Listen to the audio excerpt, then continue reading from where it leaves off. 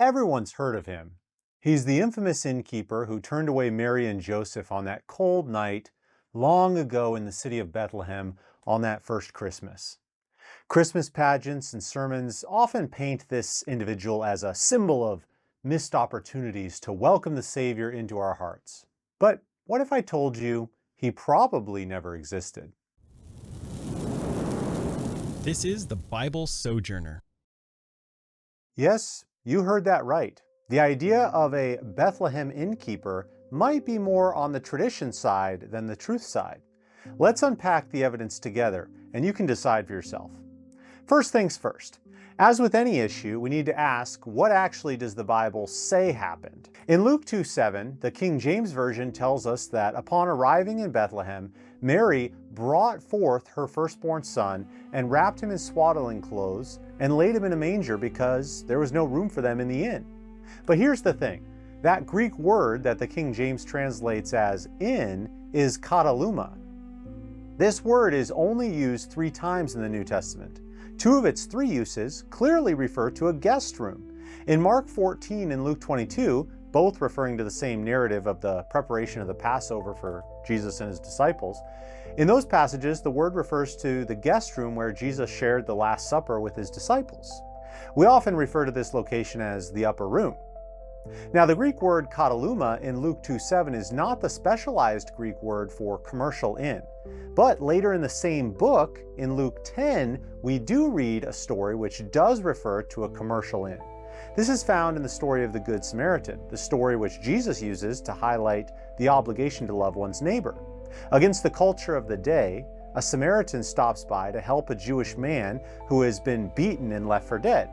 Now, Luke records that the Samaritan was the one who brought the beaten man to a proper inn, and he called it a pandakeion in Greek. Now, Luke even mentions that there was an innkeeper, a pandakous.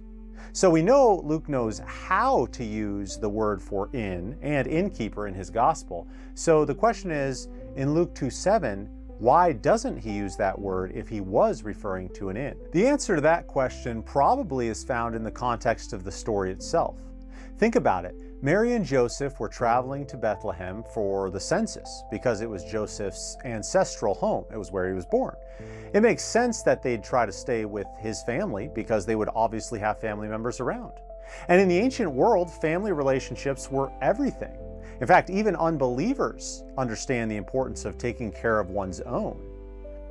Joseph and Mary probably assumed they would be put up in the home of one of their relatives. Most homes at that time had a guest room, and animals would share the ground floor instead of being stored in a barn or outside or anything like that.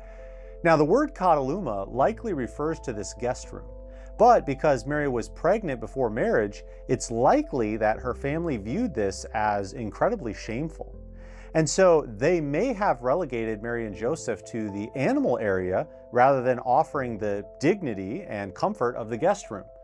If you think about it, it's unlikely that any other family members would have been more deserving of the guest room than someone who was 9 months pregnant and about to have a child. So there had to be some reason why Mary and Joseph were relegated to sleeping with the sheep, as it were.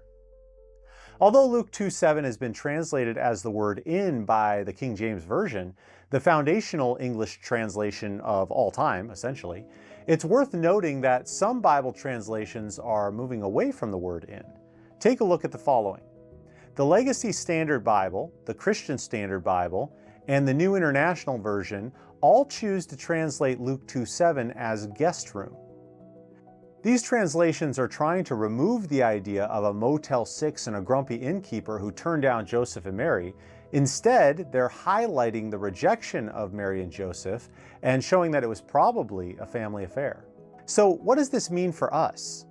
Should we bring out the pitchforks and cancel anyone who advocates for an innkeeper? I don't think so.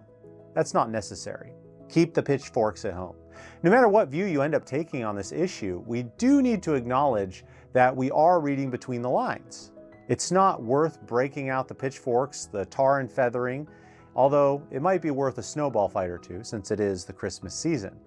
Basically, the real takeaway isn't whether there was an innkeeper or not, although that is an important issue to talk about. We're not demeaning that. But It's most important to emphasize the fact that the Savior came into the world in the most humble and shameful circumstances imaginable, for our sake. That's the heart of the Christmas story. So what do you think? Do you think that there was a nasty, mean innkeeper? Let me know in a comment below. And if you have a friend who believes in the infamous inn and innkeeper, go ahead and share this episode with him so the relationship will fall apart and then you can avoid having to give him a gift this year for Christmas. Regardless, may the Lord bless you and keep you and make his face shine upon you.